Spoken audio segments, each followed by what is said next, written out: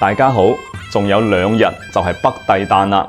我哋廣東多地會舉行盛大嘅節慶活動。咁北帝係何方神聖呢？佢又生咩樣嘅呢？話說北帝就即係玄武大帝，又叫真武大帝。